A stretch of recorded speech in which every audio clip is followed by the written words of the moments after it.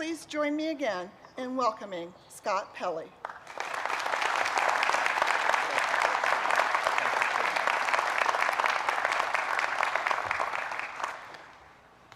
Good morning, everybody. What a beautiful day. What a beautiful North Carolina day for a graduation. Incredible. President Wente, Provost Gillespie, members of the Board of Trustees, and Kathy Herringer, my faculty sponsor for this precious Wake Forest honorary degree. I am honored and grateful to be with you today. Good morning, graduates. And a special shout out to our members of the Reserve Officer Training Corps who are going to be commissioned today in the service of their country. Thank you so much.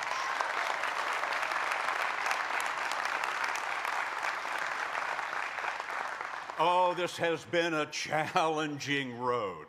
You have worked, you have worried, you have wondered whether you would ever reach this day.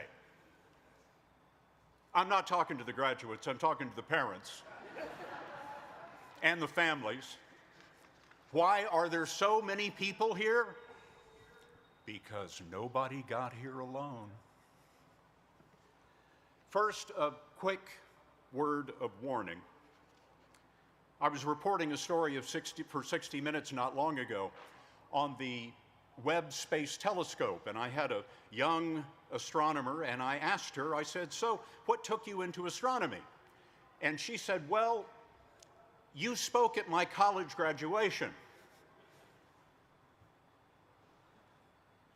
And she went on and she said, I was sitting there, I was graduating with a perfectly sensible degree, but as I heard you speak, I realized my love was astronomy. I re-enrolled, I have a PhD in astronomy, and now I work on the Webb Space Telescope.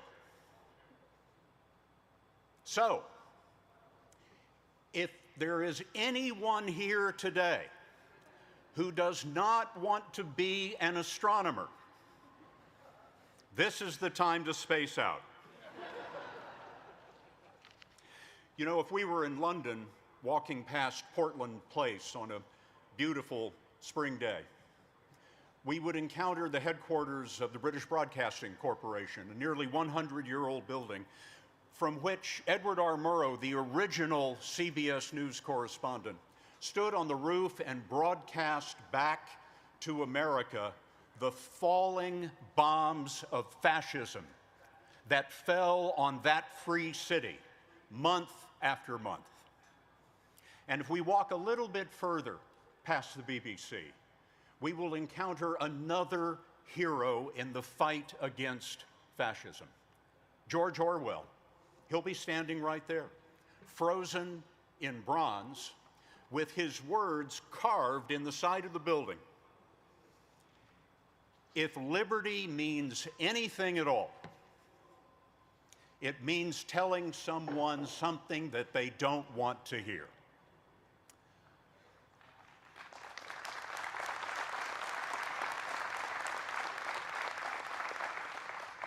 I fear there may be some people in the audience who don't want to hear what I have to say today. But I appreciate your forbearance in this small act of liberty. I'm a reporter, so I won't bury the lead. Your country needs you. The country that has given you so much is calling you. The class of 2025. Your country needs you, and it needs you today. As a reporter, I've learned to respect opinions. Reasonable people differ about the life of our country.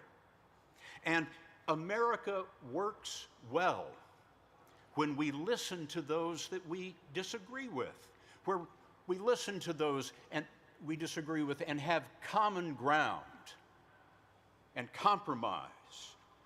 And one thing we can all agree on, one thing at least, America is at her best when everyone is included. To move forward, we debate, not demonize.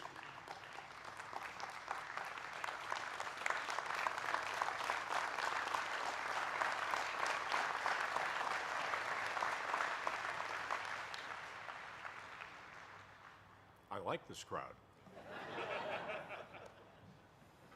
To move forward, we debate, not demonize. We discuss, not destroy. But in this moment, this morning, our sacred rule of law is under attack. Journalism is under attack. Universities are under attack. Freedom of speech is under attack. And insidious fear is reaching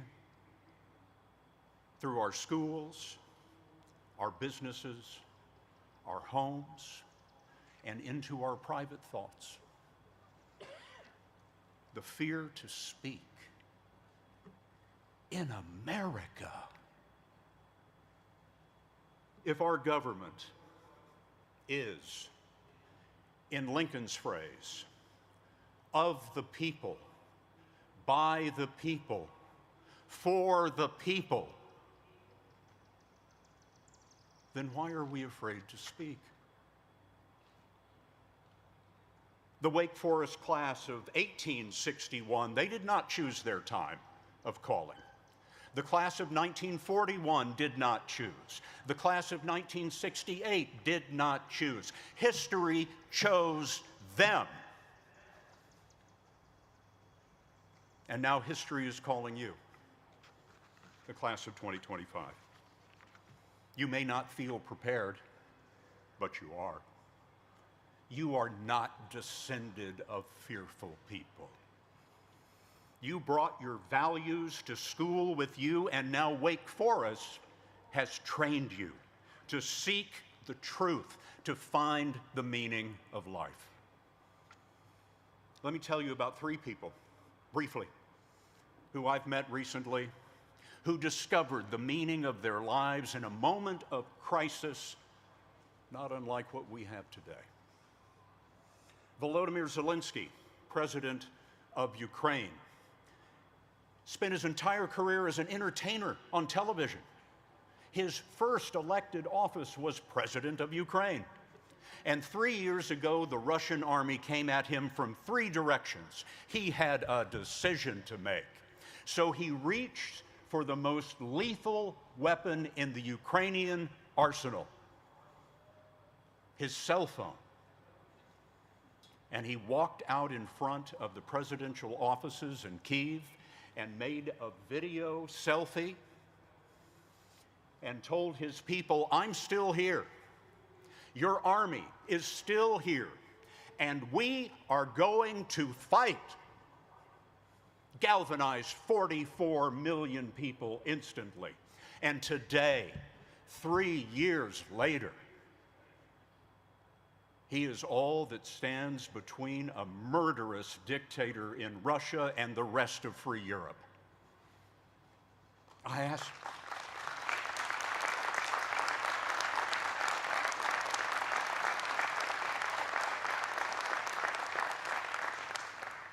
Zelensky, where did that come from? And he said, well, you look in the mirror and you ask, who are you? Nadia Murad, a young woman that we at 60 Minutes found in a refugee camp in Iraq. Her family had been murdered by ISIS, and she had been sold for money into slavery. We convinced her to tell her story on 60 Minutes, which she did, and she found her voice. And after that interview, she began to write, and then she began to speak about the crimes that women suffer in war. And a few years later, this young woman that we found in a refugee camp won the Nobel Peace Prize.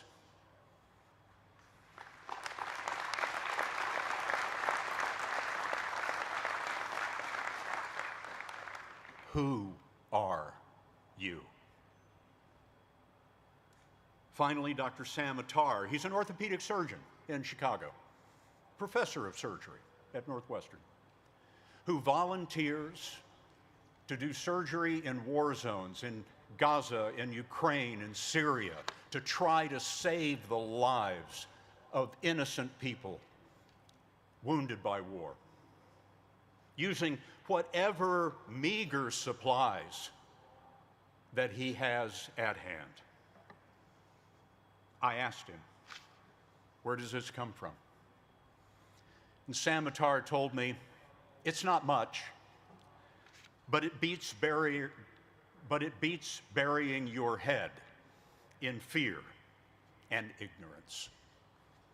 Who are you?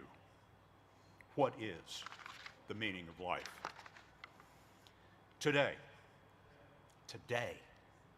great universities are threatened with ruin.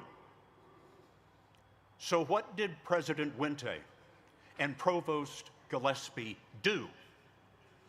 They spoke out. They joined other institutions signing the call for constructive engagement, a declaration of the relationship between government and higher education.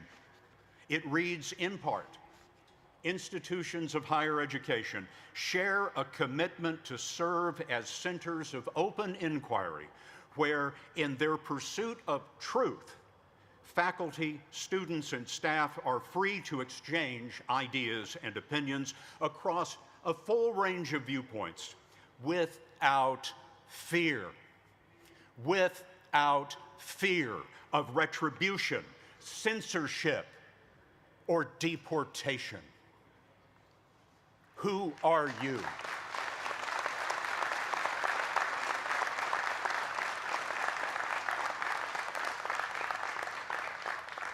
What does this make Wake Forest in this moment? Well, I think we know. Did you hear that phrase in the Declaration? Pursuit of the truth. Why attack universities? Why attack journalism? Because ignorance works for power.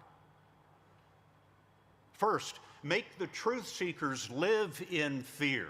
Sue the journalists and their companies for nothing.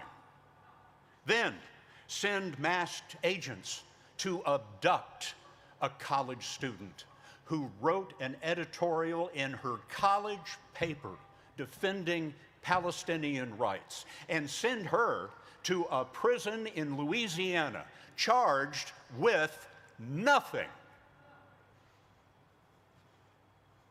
Then move to destroy the law firms that stand up for the rights of others. With that done, power can rewrite history with grotesque, false narratives. They can make criminals heroes and heroes criminals. Power can change the definition of the words we use to describe reality. Diversity is now described as illegal. Equity is to be shunned. Inclusion is a dirty word. This is an old playbook, my friends. There's nothing new in this. George Orwell, who we met on the street in London, 1949, he warned us about what he called new speak. He understood that ignorance works for power. But then it is ignorance, isn't it, that you have repudiated every single day here at Wake Forest University. Who are you? I think we know. Can just speaking the truth actually work? Well, consider this day, May 19, this day, May 19, 1963, and Martin Luther King Jr.'s letter from a Birmingham jail is published for the first time. In that letter, Dr. King says that the first thing that has to be done in the pursuit of justice is collecting the facts. Power was telling him in a jail cell, do not speak the truth because power will crush you.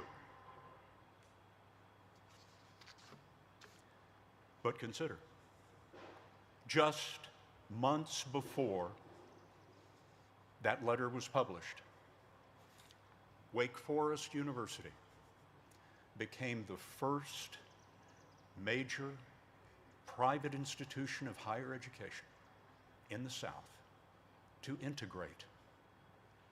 1962.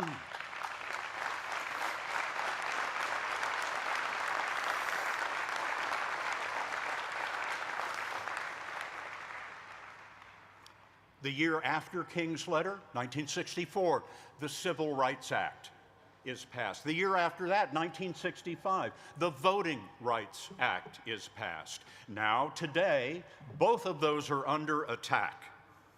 But can the truth win? My friends, nothing else does. It may be a long road, but the truth is coming. Did you hear the other phrase in the declaration that was signed by President Wente and Provost Gillespie? Without fear. That doesn't mean there's nothing to be afraid of. It's an affirmation that you know who you are. You know what you stand for. And you know that in the end, in the long end, the Constitution will defend you even in the face of fearsome times.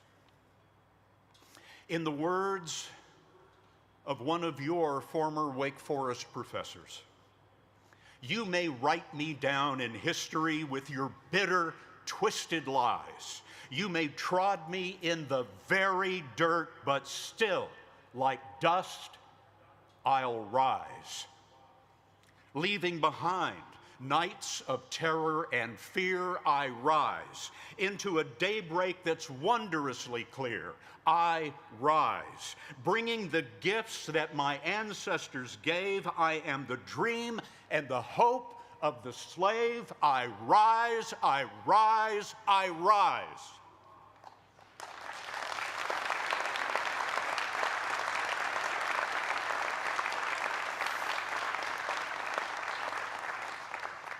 The poet, Maya Angelou, taught at Wake Forest. She saw the fear that power sought to impose, and yet, in her famous phrase, she still knew why the caged bird sings. Oh, this university, old and wise, has seen worse. It has overcome existential threats before to our country. You are not alone. A legion has gone before you. But now it is the class of 2025 that is called in another extraordinary time. Will you permit me a word of advice? I think this is how I created at least one astronomer. Do not settle. You only get one pass at this. This world is going to tell you no 1,000 times. But listen to the song in your heart. If they can't hear it, that's on them, not on you. In the 1980s, I was rejected by CBS News over and over and over again over years. They told me at one point, please stop applying. They did. And at the time, I thought, what's wrong with these people? They couldn't hear the song in my heart. Maybe they were smarter. Every time I was rejected, I got better. Maybe that was the plan. But I finally made them hear the music in my heart. You only lose if you quit. Do not settle.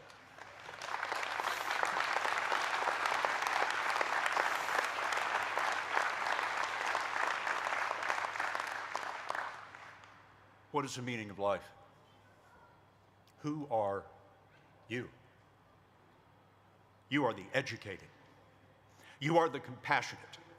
You are the fierce defenders of democracy, the seekers of truth, the vanguard against ignorance. You are millions strong across our land. I might be sorry that you were picked by history for this role, but maybe that was the plan. Hard times are going to make you better and going to make you stronger. In a few minutes, when that diploma hits your hand, it's not a piece of paper we're giving you. We're handing you the baton. Run with it.